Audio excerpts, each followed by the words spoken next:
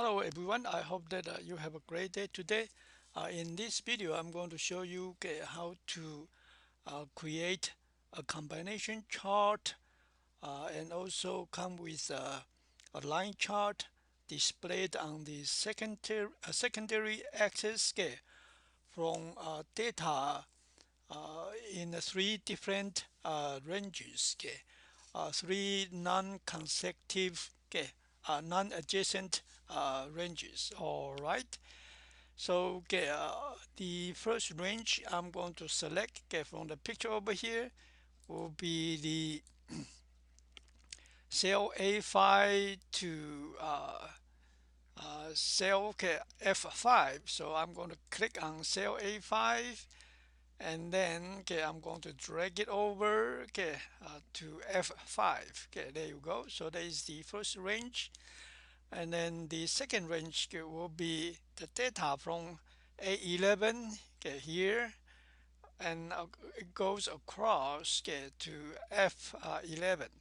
So I'm going to press my control key on my Windows computer and click A11 and then drag it across up to F11. There you go. So now I have two non-adjacent ranges of data. One from here, one from here.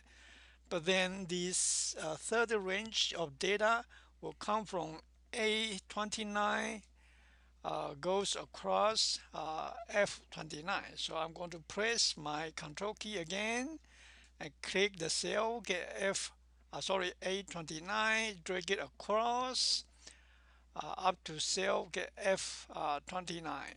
There you go. So you can see on the side here, it has a little bit highlighted, so indicated this is the first range, second range, third range. And then now I'm going to create a combination chart. So I'm going to go to Insert from my menu over here, and then select all chart option here. See all charts option here, and then I'm going to change the tab to all charts. There you go. At the very bottom of my computer screen over here, you can see that there's a combination chart option here, and the default is the clustered column. But then if you select the second one, then you can see that is a clustered a column chart with a line on secondary axis. And then you can play with the other chart as well. But then the second one over here is the one I'm looking for, and also it shows that the data on the total units will be on the clustered column, which is what I wanted according to the textbook.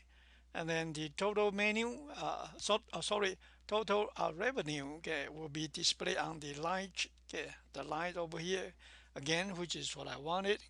So I'm going to click OK,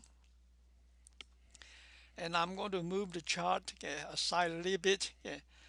And then if you compare with the chart from my assignment sheet, you might find out that this chart drop down a little bit. The reason is that the scale over here, we need to make a change. So I'm not going to touch upon how to change the chart title, how to add some access labels. So I'm going to jump to step 13 about how to change the scale of the total revenue access to go from okay, uh, 3500 000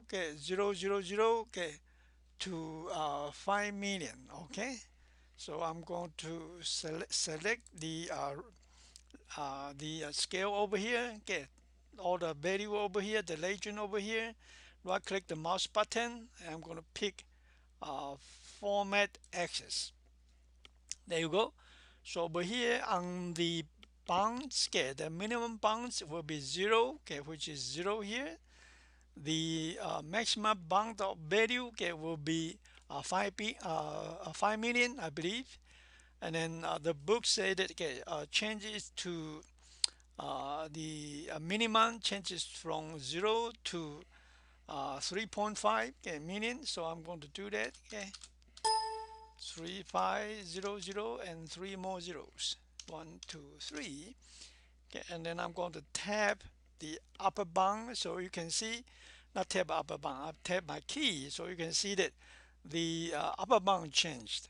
However, the book also said that change the interval unit okay, from to two, let me see, 250,000. Okay, so I'm going to do that. Okay, so right now it's only 200,000.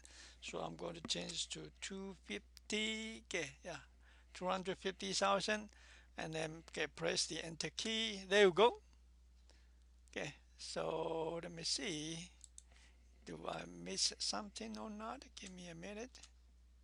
So this one should be, so this should be 5 million. Let me change it.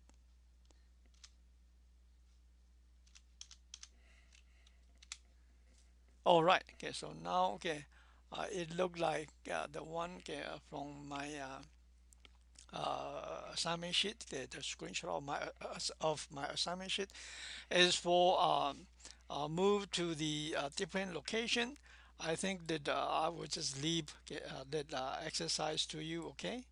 All right. Okay. I hope that this will be useful to you, and then remember to remove the legend as well. Okay, and change the chart title and the chart style. Okay. Yeah. All right. Okay. Have a good day. Okay. Bye bye.